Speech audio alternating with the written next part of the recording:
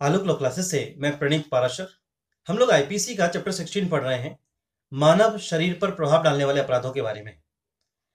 इस चैप्टर के दूसरे भाग में हमने गर्भपात कारित करने संबंधित अपराधों के बारे में पिछले वीडियो में बात की थी। इस वीडियो में हम शिशुओं से संबंधित कुछ अन्य अपराधों के बारे में पढ़ेंगे, जैसे अजात शिशुओं को, अजात का मतलब अनबॉर्न, अभी इसका जन्म नहीं हुआ है, ऐसे अजात शिशुओं को क्षति कारित करना, शिशुओं को आरक्षित छोड़ना एवं जन्म को छिपाने के विषय में बात करेंगे, जिसमें हम धारा 315 से 318 315 से 318 तक 4 धाराओं के बारे में बात करेंगे। सबसे पहले सेक्शन 315 की बात करते हैं। सेक्शन 315 दो तरह के अपराधों की बात करता है। दो ढंग से किए गए किसी कार्य के बारे में बात करता है। जैसे शिशु का जीवित पैदा होना, टाइटल है इसका, शिशु का जीवित पैदा होना रोकने या जन्म के पश्चात उसकी मृत्यु कारित करने के आशय से किया गया कार्य। जो कार्य किया जा रहा है सबसे पहले वो इंटेंशनली किया जा रहा है, आशय है। अब जो आशय है वो शिशु के जन्म लेने से पूर्व और जन्म लेने के पश्चात दो समयों पर है। जन्म लेने से पहले किस आशय से कार्य किया जा रहा है कि उसके जीवित पैदा होने को रोका जाए। जन्म लेने के बाद, जन्म लेने के पश्चात किस आशय से कार्य हो रहा है कि उसकी मृत्यु कारित की जाए।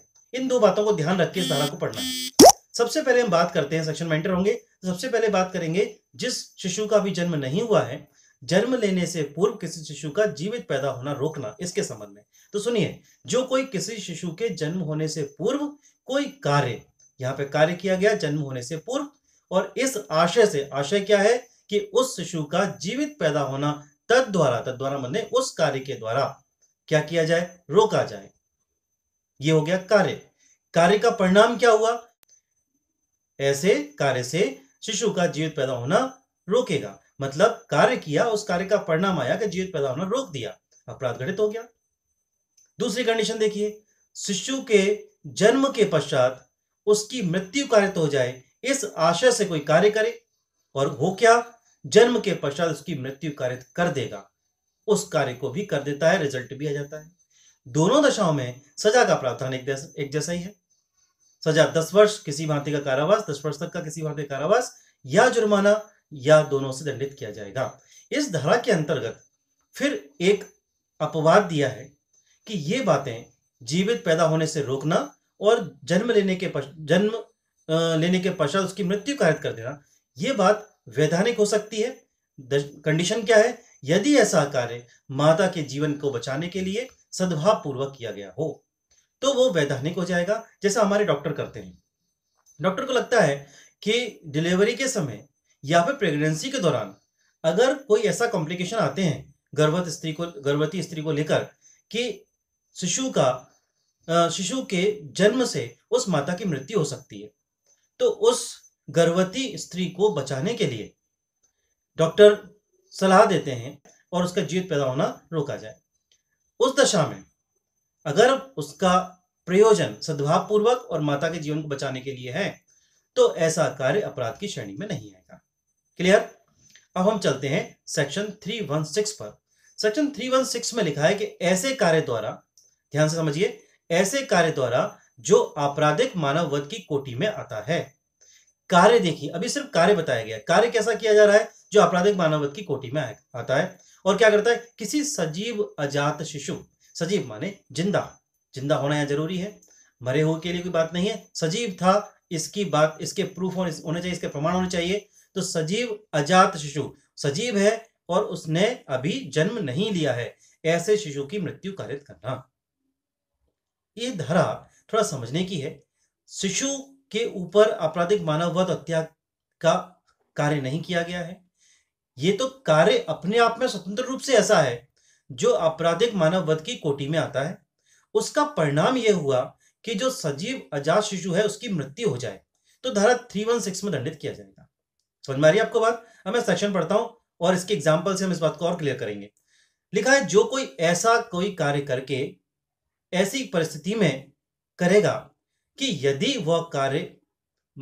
वह व्यक्ति मृत्यु कारित कर दे उस कार्य के द्वारा, तो आपराधिक मानव वध का दोषी होगा। कार्य कैसे किया जा रहा है कि वो कार्य ऐसी परिस्थिति में किया जा रहा है कि अगर उस परिस्थिति में मृत्यु कारित हो जाएगी तो जो हम अभी तक पढ़ चुके हैं इसी चैप्टर के अंतर्गत, उसमें आपराधिक मानववध की कोटि में आएगा। आपराधिक मानववध कई प्रकार का होता है, मैं आपको बता चुका हूं, तो आपराधिक मानववध की कोटि में आएगा। अगर ऐसा कार्य है, होता क्या है, उस कार्य से किसी सजीव अजात शिशु की मृत्यु कारित कर देता है। कार्य से उसका इंटेंशन इस सजीव अजात शिशु को मारना नहीं है, उसका इंटेंशन ऐसा नहीं है कि इसको कोई क्षति पहुंचाई जाए। इंटेंशन तो यहां पर क्या है कि आपराधिक मानववध का उसने कार्य, और उस कार्य का रिजल्ट क्या होता है, उस सजीव अजात शिशु की मृत्यु हो जाती है। तो आपराधिक मानव, तो इसे धारा 316 में हम दंडित करेंगे। ठीक है, ध्यान रखने वाली बात क्या है, सजीव शिशु होना चाहिए, अभी जन्म नहीं लिया है ऐसा शिशु है। अब इसमें पनिशमेंट कितना है, तो 10 वर्ष तक किसी भांति कारावास या जुर्माना से दंडित किया जाएगा। इसमें एग्जाम्पल है, एग्जाम्पल सारी बातें क्लियर कर देगा जो मैं आपको समझा रहा था। लिखा है ए, यह संभावित जानते हुए कि वह गर्भवती स्त्री की मृत्यु कारित कर दे। इंटेंशन है उस गर्भवती स्त्री की मृत्यु कारित करना, न कि शिशु की जिसने अभी जन्म नहीं लिया है, जो गर्भस्थ है। तो ये ए, यह संभावित जानते हुए, यह संभावित जानते हुए कि वह गर्भवती स्त्री की मृत्यु कारित कर दे, ऐसा कार्य करता है कि जिससे यदि उससे उस स्त्री की मृत्यु कारित हो जाती तो आपराधिक मानववध की कोटि में ही आता वो। बट होता क्या है, उस स्त्री को सिर्फ क्षति पहुंचती है, और लेकिन उसका जो गर्भस्थ शिशु होता है उसकी मृत्यु कारित हो जाती है इस कार्य के द्वारा। बात समझ में आ रही है आपको? गर्भवती स्त्री की मृत्यु कारित करने के आशय से कोई ऐसा कार्य करता है कि अगर उस कार्य के करने से अगर उसकी मृत्यु हो जाती है तो आपराधिक मानववध की कोटि में आएगा, ऐसा कार्य था। लेकिन होता क्या है, स्त्री की मृत्यु तो नहीं होती, उसको क्षति कारित होती है, जो शिशु था गर्भस्थ शिशु उसकी मृत्यु कारित हो जाती है। ऐसी दशा में इस धारा के अंतर्गत दंडित किया जाएगा। ठीक है, अब हम पढ़ते हैं 317 में लिखा है शिशु के माता या पिता या उसकी देखरेख रखने वाले व्यक्ति द्वारा 12 वर्ष से कम आयु के शिशु का आरक्षित स्थान में डाल दिया जाना या परित्याग कर दिया जाना। इसमें कुछ बातें समझाने की हैं, मैंने आपको पिछले वीडियो में बताए हैं। जहां जहां शिशु आएगा और जहां जहां उससे संबंधित अपराध आएंगे वहां अलग अलग आयु बताई गई है। इस धारा 317 के अंतर्गत जो आयु है वो 12 वर्ष है। आप जब सामान्य अपराधों पढ़ते हो तो 7 वर्ष से कम शिशु भी है, 7 वर्ष से 12 वर्ष के बीच में भी है। आप व्यापरण अपराध पढ़ते हो तो नर है तो 16 वर्ष, नारी है तो 18 वर्ष। इस तरह के अलग अलग जगह अलग अलग आयु के बारे में प्रावधान किया गया है। इस धारा के अंतर्गत 12 वर्ष से कम आयु वाले व्यक्ति को, बालक को शिशु माना गया है और कहा गया है, धारा क्या कहती है कि आरक्षित स्थान। आरक्षित स्थान क्या होता है, तो आरक्षित स्थान का मतलब होता है कि ऐसा स्थान जहां पर जो निर्जन हो, जहां कोई आता जाता नहीं हो, जहां उस शिशु को कोई देखने वाला ना हो, वो उसके संभावना हो कि वहां पर कोई भी ना पहुंच सके, ऐसे किसी जगह पर उसे छोड़ देना, उसको डाल देना। ठीक है, और परिणाम क्या है, इंटेंशन क्या है, उसका परित्याग कर देना।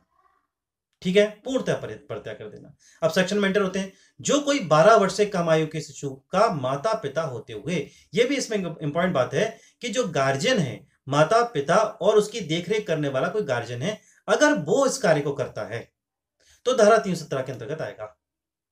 तो जो कोई 12 वर्ष से कम, एक तो 12 वर्ष आपको याद रखना है, से कम आयु के शिशु का माता पिता होते हुए या ऐसे शिशु की देखभाल करने का भार रखते हुए, माने संरक्षक है उसका, भार साधक है उसका, ऐसे शिशु का पूर्णतः परित्याग करने के आशय से।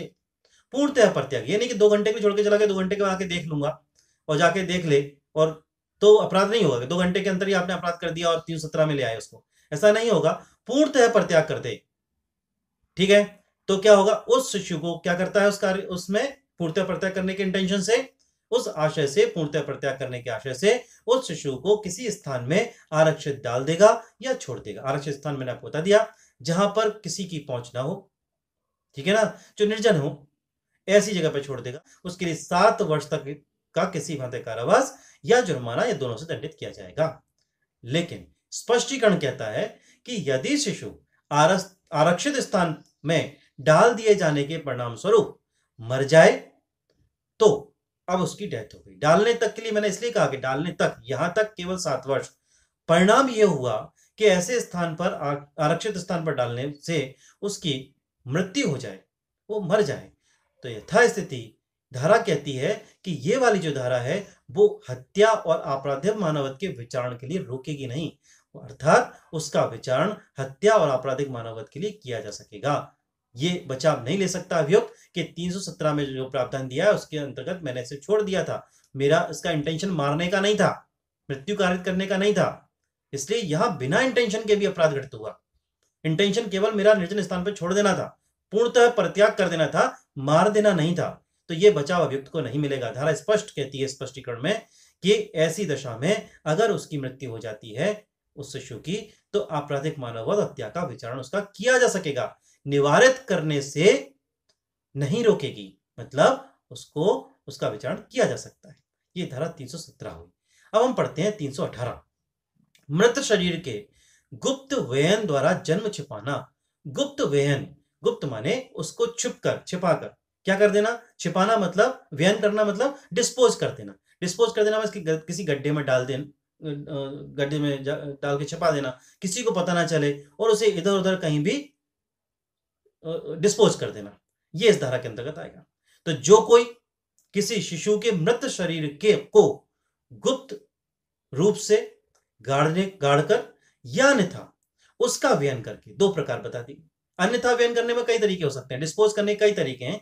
एक बता दिया फॉर एग्जांपल उन्होंने कि उसको गाड़कर या अन्यथा व्ययन करके, चाहे ऐसे शिशु के, कंडीशन देखिए, अब जो मृत शरीर है तो मृत्यु कब हुई है उसकी कोई कंडीशन नहीं है, मृत्यु जन्म से पूर्व हुई हो, जन्म के पश्चात हुई हो या जन्म के दौरान हुई हो, कैसे भी हुई हो, शिशु कैसा हो गया है, मृत शिशु हुआ है, जन्म से पूर्व मृत्यु हो गई हो या जन्म के बाद हुई हो या जन्म के दौरान हुई है, ऐसे शिशु के मृत शरीर को क्या करता है, छिपा देता है। और इंटेंशन क्या है, ऐसे शिशु के जन्म को साशय छिपाएगा। इस तरह से वो उसके इंटेंशनली क्या करता है, वो उसके जन्म को छिपाता है या छिपाने का प्रयास करेगा। प्रयत्न भी इसी में दे दिया, कुछ धाराओं में उसके अपराध के साथ ही उसके प्रयत्न दिए गए, और जो अपराध की सजा वही प्रयत्न की सजा है इसमें, तो 2 वर्ष का किसी भांति का कारावास या जुर्माना या दोनों से दंडित किया जाएगा। इस प्रकार ये धारा 318 पूरी हुई। अब मैं आपको आज 4 जो मैं धाराएं बताई हैं उन धाराओं में जो अपराध है उसके स्वरूप के बारे में बात करते हैं। धारा 315 जो आपने पढ़ी थी वो संज्ञेय अपराध है, अशमनी है, कंपाउंडेबल नहीं है, अजमानती है और उसका विचारण सेशन कोर्ट करेगा, सत्र न्यायालय द्वारा होगा। ऐसी धारा 16 में सिर्फ संज्ञेय अपराध है, अशमनी है, कंपाउंडेबल नहीं है, समझौता नहीं हो सकता उसमें, अजमानती है और उसका विचारण भी सत्र न्यायालय द्वारा होगा। 317 में और 318 में इन दोनों अपराधों का एक ही स्वरूप है, दोनों ही अपराध संज्ञेय हैं और अशमनी हैं, किंतु ये जमानती हैं और इनका विचारण प्रथम श्रेणी मजिस्ट्रेट कर सकता है। ठीक है, इस तरह से हमने इन एक टॉपिक को कंप्लीट किया जिसमें शिशुओं से संबंधित जो अपराध हैं उनके जन्म से पूर्व के और पश्चात के, उसके बारे में बात की। फिर नेक्स्ट वीडियो में आगे बढ़ेंगे। ओके।